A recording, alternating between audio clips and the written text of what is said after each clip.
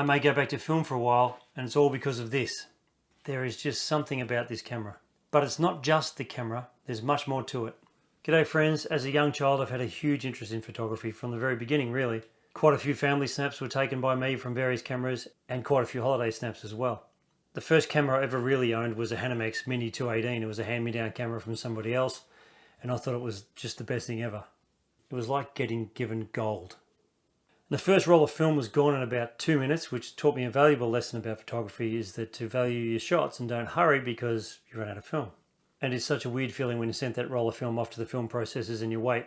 You might have to wait 4 hours or 5 hours or whatever, or maybe a day, to see if you wasted a roll of film or not.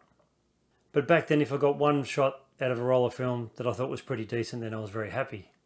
But stick with me because I've got a point to this story. When I was about 15, I went to Bali. And I'm showing my age here, but this was about 1986, give or take. And this is a photo of skinny me with hair in 1986. And in that photo, I'm holding my Pentax camera. And from that bridge, I took this photo. And I thought it was going to be amazing. And when I took it, I was so proud of it. I look back on it now and just garbage shot. Absolute waste of time. And then later on in that holiday, I took this photo. All those little blurry dots are actually bats hanging in the cave. And I thought this was going to be a great shot as well. And I proudly showed that photo to whoever would look at it after I got it developed, thinking it was a great photo. But those cameras are designed to point and shoot. You literally have no control over adjustment or color or anything on that camera. But I was a hobbyist. I didn't take any time to learn photography. I was just learning on the fly, having fun and enjoying it. I just liked it for the sake of doing it. And I did upgrade my cameras over time, but none of them really came to mind like this one does, the one I'm going to talk about today. So how did my photography go from something like this to something like this over the years I've been doing it? This is the Pentax ME Super film camera that was made in the 70s and 80s. So let's fast forward to 1994. I met a girl who loved photography. She absolutely loved it. She had this Minolta camera. It cost her quite a bit of money. I was looking for a camera, and because I liked spending time with her, I suddenly decided to get more into photography as well. And I never really had a decent camera before or even knew what the hell I was doing. And a friend of mine who I still have today, Shane, he knew somebody that had a Pentax camera for sale. And for about $300 it came with the camera, the bag and a few lenses. But once I held this camera in my hands, I knew I was onto something. Interchangeable lens, it's quite heavy, but it's small. It's really well made, of course, because everything was back then. It has a plastic coating on the outside, but the whole thing is basically metal, and inside the lens is all glass. Once I started with this camera, the world of photography opened up like it was like a lightning bolt for me. And this girl and I spent all our weekends shooting around Melbourne together, and I was hooked after that, absolutely hooked. But on photography, not the girl. So what's so great about this camera? Well, it's mostly manual settings. It's pretty much manual all the way around, except for a few little things that I like about it. It meant you had to learn the camera and learn the settings to get a good or even a great photo out of it. You couldn't just point it, shoot it, look at the photo and decide whether that's good, adjust and shoot again. You literally had to learn your settings and know them for all different types of situations. Now, you've obviously noticed I have 2 of these cameras on this desk, and there is a reason for that. I'll explain that later in the video. But every time I pick up this camera and hold it in my hands, it takes me back to that first time, that thrill I got when I was taking photos and spending time with that girl, of course, but taking photos and walking around. And don't get me wrong, I really love digital photography. I will never ever get sick of photography whatsoever. And once you get that bug, it sticks with you forever. If you get hooked on photography, it never leaves you. It stays with you forever, your whole life. It's a hobby that evolves constantly. And because it's evolving constantly, you're constantly learning. So you never ever ever get stuck in a place. You can always move forward. Nowadays, obviously, photography is much simpler. You've got the camera that does a lot of work for you, which is great because they're fantastic. But you pretty much, as long as you get it in focus and don't overexpose or underexpose, you can pretty much get a nice, sharp, perfect image no matter where you shoot, no matter what you're shooting. But with film, you don't get 2 or 3 or 4 chances to get a great shot. You get 1. So you need to know what you're doing. You need to know your camera and your settings. And every single one of these cameras, just like cameras now, is different. They all shoot differently. All lenses move and look different. So once you had a camera and you had certain lenses, you stuck with it for a while because you got to know it. So let's talk about some of these settings. Inside the camera, you have a built-in light gauge. It's like a light meter. And how this works is you set your f-stop on your lens exactly where you want it. Say you want to shoot in 2.8. We set it to 2.8. And if you held the camera up and pointed at certain places, that light meter would show whether it's overexposed or underexposed. And you have a whole bunch of numbers down the left-hand side. Hopefully I'll be able to show you this inside the camera, I'll try and get a lens and have a look at it. But if not, you have a whole bunch of numbers down the side, and each number represents shutter speed. And because you're shooting in manual mode, you will use these buttons up and down here, this one here and this one here, to decide where you want your shutter speed. And when it gets into the right spot, it'll say that it's exposed perfectly. And as I said before, the f-stop is controlled by the lens here. f22, this lens goes down to 1.7. 1.7 on a standard lens. Usually it's f4, right? And this lens we're talking about is a fixed lens. It's a 50mm lens, so you've got the f-stop here and you've got your focus here, and that's all. And your ISO is controlled by the dial here. You just lift this wheel up a bit and you turn it to whatever ISO you want. At the moment it's on 400 and so on. Now how this works is you put your film in here and you would look at your film. Here's a box of film I have here, for instance, like that. And you see the big 200 on the side. The 200 represents the speed of that film. So you would put that film in this camera and you would set your ISO to 200 to match the speed of that film. If you got 400 film, then you would put it on 400 and so on. And the other dial here is exposure compensation. So you would just turn that. You can overexpose or underexpose your images. So you can basically make your images lighter or darker depending on what you want out of that film. So for instance, if this camera historically for some reason shot a little dark, you could always overexpose it just a little bit to compensate for that difference. Or if a certain film shot a little bit darker or lighter, you could adjust it for that. Of course, with digital cameras, with exposure compensation, you just set it and shoot. If it's too light or it's too dark, then you just adjust it and fix it and shoot again. But this way you had to learn by doing. So you would do it, and if it was overexposed, you'd waste a whole roll of film. So you'd go back and go, that was overexposed, I better get that film again, and I'm going to underexpose it a little bit. So you've lost a roll of film and time, getting processed and money. So the whole idea is to learn as quick as you can, the right way as much as you can, to get that perfect shot.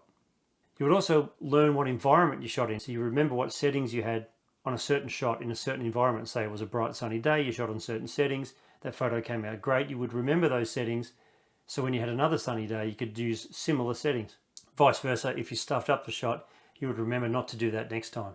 So all these settings are running around in your head all the time when you're trying to learn photography, when you're doing film. It's much, much different to digital. A few friends of mine at the time used to carry a little notebook around with settings, and I used to write little notes here and there about settings I didn't want to forget, so I could replicate a shot if I wanted to do it again. And then you take it back, get it developed, and find out whether you got it right or not. And if not, go back, reshoot it, change your settings, go back, develop it, and so on and so forth.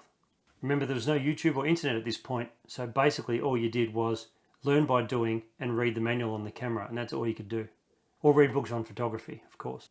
So let's get back to this camera. How would you load film in something like this? Well, first, you would grab this little arm here, like this, and you would pull it up like this until the back opens up like that. And then you would get your roll of film, you would put it in here like this and pop that wheel back down, and then you would roll that forward, put it in here like this, roll the lever forward on your film until that grabbed, and then you would close it up. And I can't do it on this camera for a reason I'll explain in a minute, but then you would close the hatch, wind it forward until you saw the number 1 here on the dial. You would be at photo number 1. And just because I want to do this, listen to this click. Oh, so good. That is so satisfying compared to the clunk that some cameras make nowadays. And as I said before, this camera is pretty heavy, even with this small lens, and I think I'll just put a fingerprint on the lens. And it's mostly made of metal, as you can see through here. It's all metal. It's all metal in here. Even in here is all metal. Obviously some parts are plastic, of course, but mostly it's metal.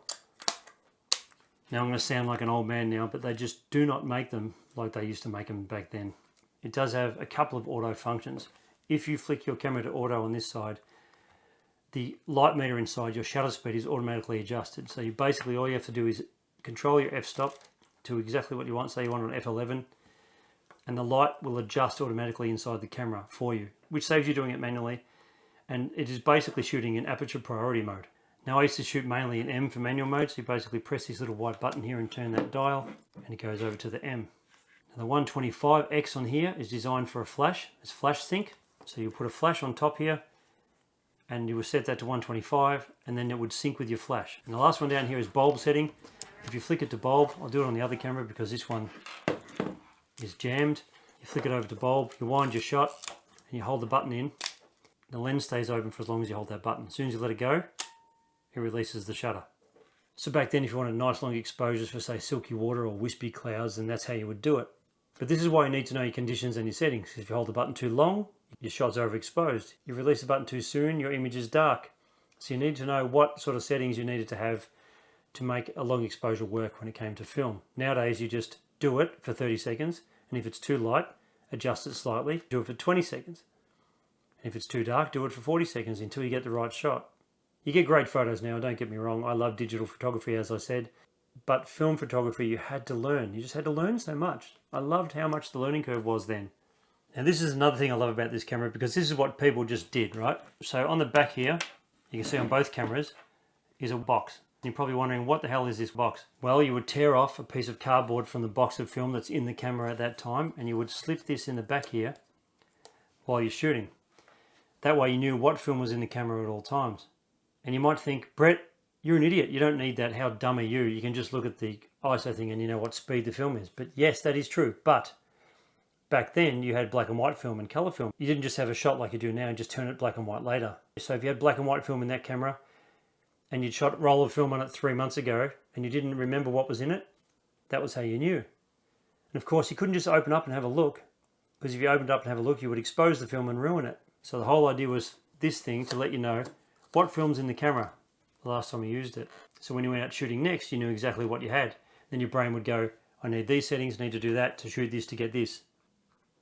Weird stuff. A lot of people I knew used to put little notes in there, like a little notepad, like a little note piece of paper with settings that they liked to remember, favorite settings sort of thing.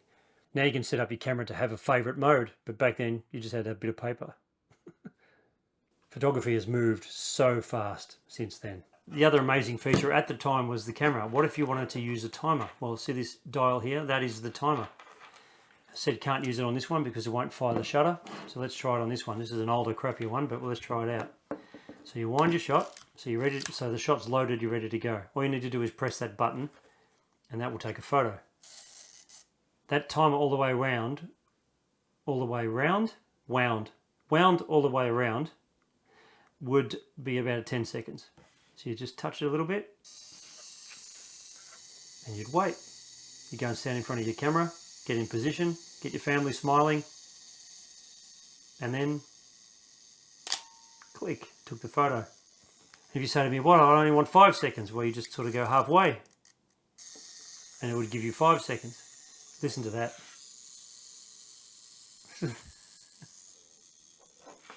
Unbelievable. Now I'm going to tell you the greatest thing about this camera and cameras of the time, and it is called split focus. I'm hoping I can show you in the lens in this camera, but if I can't, I'll explain it like this. You have 2 circles, one circle inside another circle. When the camera is out of focus, those circles are split in half. When the camera is in focus, those circles are perfectly formed. And those circles are in the middle of your lens through the viewfinder when you look through the viewfinder. If you're close to a subject and you go to use focus and you can't get those lines to line up, it means you're too close. So you have to move back a little bit and then you could get those lines to line up. That would set your distance of shooting as well, set your focal length as well. And this is what's great about this camera and cameras of this time, is that you knew your limitations instantly. As soon as you got too close and you couldn't get focus, you knew it was going to be an out of focus shot. So you would move back to the position where you needed to get a nice sharp image. And I'm telling you right now, when you got that circle perfectly formed in the middle, those photos came out so sharp. They were so crisp. It's insane how good they were. All right, let's get down to the nitty-gritties of this. Why do I have 2 of them? Well, this camera here is not the original camera I owned back then.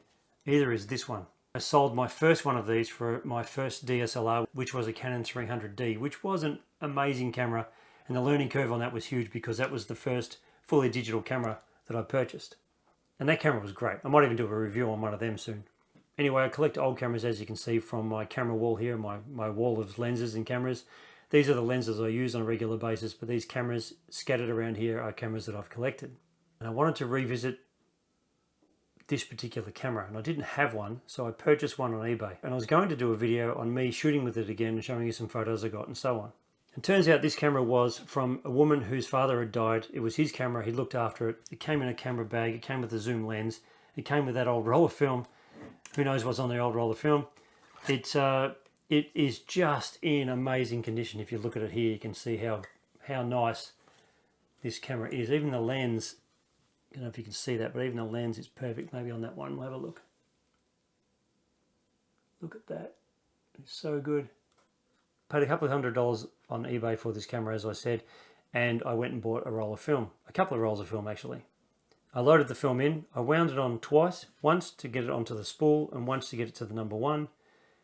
And something went ping inside. And I was like, oh, what was that? Now the shutter is stuck in the closed position. I can't actually wind it. And when you look through the viewfinder, you can't see anything because it's shut. Whereas this one still works. Shutter's a bit slow. You could probably do with a new spring in it, but anyway. So I take it to a camera repair place. There's only like 2 or 3 people in Melbourne who fix these cameras now. This is a 40-year-old camera, remember. He looked at it and he said, this is a common problem with this camera. The bracket that releases the shutter is broken off, and that bracket is part of the body. So it has to be taken away. That bracket has to be remade, and it has to be connected to the body somehow. I don't know how they do it, whether they weld it, solder it, I have no idea. He said it would cost me $500 and it would take 3 months to get the camera back. That, with the purchase of it, puts it up to a $700 or $800 camera, which is a lot for a 40-year-old camera that could break somewhere else. So I spoke to the person on eBay and they gave me a large partial refund because now it's just a nice ornament. And this is where the second camera comes in. I picked up another one on eBay for about $100 that is pretty badly looked after. The actual mirror inside is covered in scratches and stains.